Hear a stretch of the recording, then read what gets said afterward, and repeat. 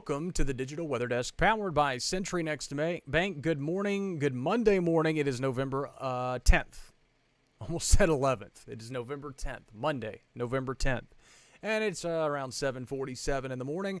Thanks so much for taking time out of your morning to make this part of your day. We're going to look at temperatures, and obviously the freezing temperatures are a headline this morning. They will be a bigger headline again tomorrow morning. Good morning to you, Louisiana Cooker, on YouTube. But we will be keeping an eye on an upcoming change in the pattern that could bring some rain chances in this weekend. Until then, most of this week is fairly quiet. So this morning's forecast going to look at not only temperatures for this morning and obviously the freezing temperatures for tomorrow morning, but probably also kind of set you up for the rest of the week. Janet, good morning to you. I believe you it's cold in El Dorado. 28 is what we have for the current temperature. 29 in Monticello, 33 in Ruston and Monroe, 32 in Columbia. Now, this is one of those instances where a lot of the more rural areas in our region dropped well below freezing, while some of the city centers and town centers, Monroe specifically, stayed a smidge warmer. Just checking out the Louisiana Mesonet, which is operated by the University of Louisiana Monroe, ULM, unofficially for a minimum temperature morning low of 31.6. Now, they were at 31.2 earlier, but that may not have been long enough, and I may have misread it. I may have been looking at apparent temperature. It's early in the morning. But they were at 31.6 as a low temperature so far today. But Eris is at 28.5. Colfax at 31.4. Dubach at 30.5. Homer at 31.3. Sicily Island 34.3. So they were above freezing. Jonesville was above freezing. Acme was above freezing. Coshada was above freezing. Alto at 28.8. And Gina at 30.6. Oh, there's more. I should have known that. Farmerville at 28.8. Jonesboro at 25.9 to start the day. Columbia at 30.5. Lake Providence 32.1. Marouge at 30.7. And Winfield at 28.8. Delhi at 31.2. So there's a look at some of the morning lows, unofficial from the day. Again, a lot of areas dropping below freezing, but as I shared with you yesterday, just because your air temperature was above freezing doesn't mean that the surface temperature was actually above freezing. So hopefully you brought those plants in. We brought most of ours in last night, but we have a screened-in porch, and we run ceiling fans pretty much constantly at night.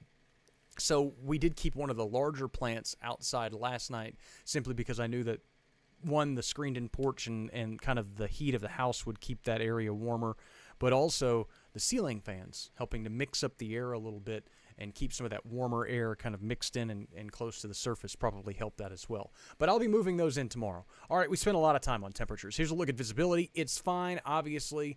Most areas not running into any issues. Carmen, May, Judy, good morning to all of you. Yes, very, very chilly start. Winds will pick back up out of the northwest today. They will be a little breezy at times as they perhaps become a little bit more westerly. And along with that, it'll be a very uncomfortable day if you're spending extended periods of time outside. Beverly, good morning to you. Glad that you are enjoying the cool weather. You may have to wait a while for the snowfall. I don't want to burst your bubble, but nothing showing that we'd have to get rain first, and that's still a long way out. Freeze warning is still in effect through this morning, but again, I don't want folks to be misled by all of that because we will see freezing temperatures. In fact, most of the area saw freezing temperatures this morning. I would bet almost all of us should drop below freezing tomorrow morning. Your cold weather and all severe weather hazard and alerts are made possible by Allegiance Health Network, providing high-quality, patient-centered care through a clinically integrated network of healthcare professionals. Again, we'll drop back below freezing tonight. In fact, I would expect to spend more time below freezing tonight than you did, well, tonight, tomorrow morning, than you did this morning. Yes, time to wrap the pipes if you haven't. I wrapped a towel around our one exposed outdoor faucet yesterday. Claudia, Janice, good morning to you, and Sean as well. So, again, if you haven't done that stuff, it's probably that time of the year. I know some folks still use their outdoor faucets during the winter season, so you're constantly unwrapping them, wrapping them, unwrapping them, and wrapping them. It's a pain in the butt, but it's a heck of a lot better than calling the plumber, which I had to do back in 2022. That was not a festival. We had an outdoor line that we didn't know existed, and during the big ice storm and super long stretch of cold weather, that water line froze and busted. So, again, don't want that issue. So, a few snow flurries and snow showers across portions of the Ohio Valley and through the Great Lakes region, where a lot of areas saw their first snow of the weekend over the weekend. Futurecast made possible by Bayou Power Sports, I-20 Frontage Road in Monroe. Again, holiday season is upon us, and youth side-by-side and ATV stocks are limited.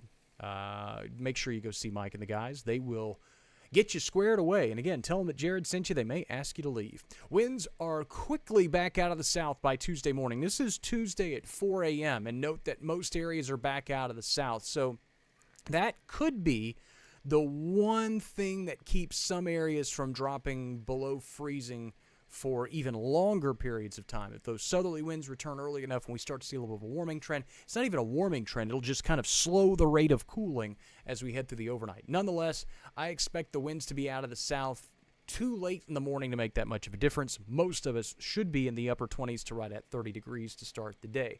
Debbie, good morning to you. Making sure I didn't miss any good mornings. And as we set the stage for the rest of the week, most of this week is quiet. Winds will be back out of the south. Clouds, low-level moisture could return as early as Wednesday. Maybe even a stray sprinkle possible and during the morning hours on Thursday, depending on how strong that how strong that moisture surge is across the area.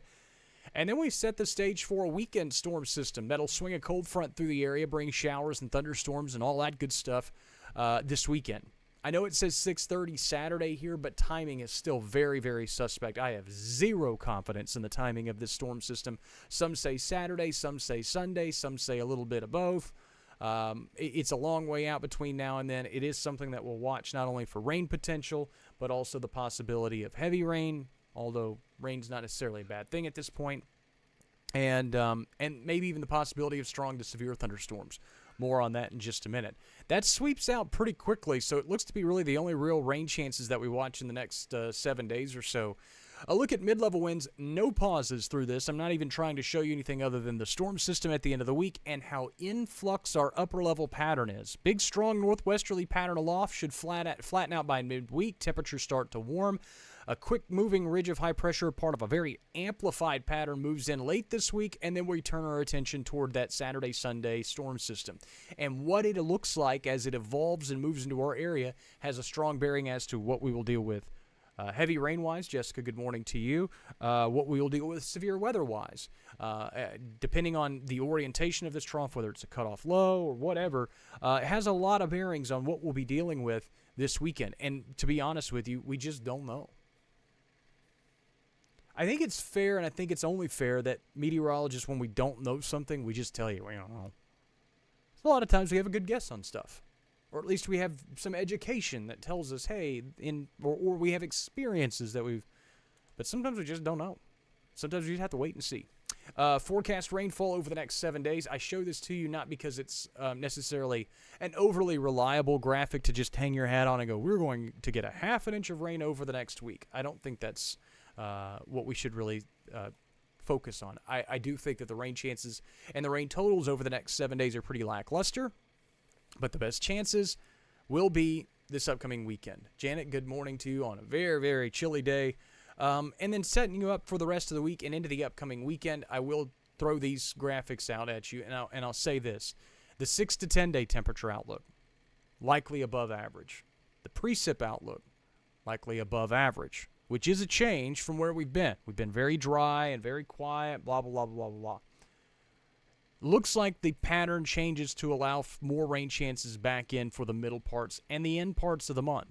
The 8 to 14 day pattern still shows pretty high confidence of trending above average temperature-wise, and still a pretty high confidence of trending above average precip-wise. And I say all this to say this. Above average temperatures, above average precipitation, usually means there's going to be at least some windows of opportunity for organized thunderstorms and severe weather. Can I tell you when that's going to happen? Nope. Can I say it with a whole lot of certainty? Nope. But it is something that, again, just in prior experiences, if you start off the fall months on a dry note and on a relatively quiet note, usually the law of averages catch up with you rather abruptly and rather rudely. Again, a lot of folks want to get into, and I actually had a question about this. It was a great question yesterday asking about the La Nina effects on our area. And first off, good morning, Bobby. La Niñas are really weird and kind of difficult to follow in terms of their direct impacts on our forecast, and also we're probably going to phase out of a La Nina into a neutral pattern next year. I actually wrote a term paper on El Nino Southern Oscillation, but that was 20 years ago.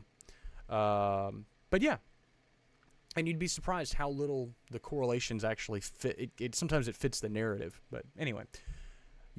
A lot of information you didn't ask for. Daytime highs today in the upper 40s to low 50s, staying very chilly. Most of us will spend most of the day in the 40s with breezy northwesterly winds to go along with it. It will be an uncomfortable day if you're spending a lot of time outside, especially considering we're not really accustomed to these types of temperatures yet this season. Freeze warning in place tonight. Most of us, Onethia, this goes for you as well, no matter where you live, assuming that you live in our area. Overnight lows tonight will fall into the upper 20s to near 30. Most of us will drop below freezing. Winds will stay light. Again, they return to the south. If they were to strengthen and return a little earlier in the day, it may keep us a little bit warmer. But I would plan for most areas to not only drop below freezing, but to spend extended periods of time below freezing. A lot of these areas probably only spent 3-4 hours below freezing, which is plenty of time to do damage to plants and stuff like that. But we will probably spend a good chunk of the night below freezing tomorrow. Speaking of, as you take a look at the 7-day forecast made possible by 3B Hardware, they can get you squared away for the winter weather season, whether it be portable generators, whether it be at-home standby generators. They can order those for you. That's where I ordered mine from. Pipe insulations and the faucet coverings and things like that. Go see them. NOAA Weather Radios. Matt and the guys have you squared away at 3B Hardware, so go see them today. Veterans Day will be warmer. It'll be an extremely chilly start, so if you have morning Veterans Day festivities, it'll be very, very chilly to start today, but look how quickly temperatures rebound. We're back into the upper 70s by Wednesday. We're back near 80 by Thursday and Friday, and then we bring that next cold front into the region Saturday, Sunday. Again, I've kept the rain chances at 20% Saturday and bumped them up for Sunday. I would think that the rain chances Saturday night, Sunday morning probably are going to be highest. I have those in the 40 to 50% range as well. So again, I would plan for some weekend rain chances. In terms of severe weather and stuff like that, it's way too early to speculate there. Angela, in terms of frost tonight, I would plan for everything. Air may be a smidge too dry for a lot of frost formation, and the ground may be a little too dry for a lot of frost formation, but I would plan for it anyway, and I would plan for the freezing temperatures. So I just kind of plan for everything tonight. And it'll be the last night for a while that we have to plan on these things, because we get above freezing firmly for Wednesday morning and should stay there for the rest of the week. Reminder, the Digital Weather Desk, powered by Century Next Bank, is a digital weather platform serving 33 parishes and counties across northern Louisiana, southern Arkansas, and western Mississippi. It is made possible 100% free to you by the local businesses that you see there on your screen. We appreciate and we love every single one of them, and they're prepared to get you squared away for the severe weather and winter weather seasons if they can. How do you support? It's pretty simple. Follow us on your favorite social media platforms. Like, comment, sharing all the content that you feel like other folks need to know about. Support our local business partners when you can, if you can, and download the Digital Weather Desk app, available for Apple and Android users. It is in your store now, so download it, customize your alerts, and be prepared for what's headed our way this week. Your Too Long Didn't Read comes out in about an hour and a half or so. Join you midday. It's just kind of a normal day of content here at the Digital Weather Desk. And, of course, the forecast is always available at digitalweatherdesk.com or on that app that I was just screaming at you about. I'll catch you in a couple of hours. Enjoy your Monday. Grab the jacket. You're going to need it today. And thanks so much for stopping by the Digital Weather Desk, powered by Century Next Bank.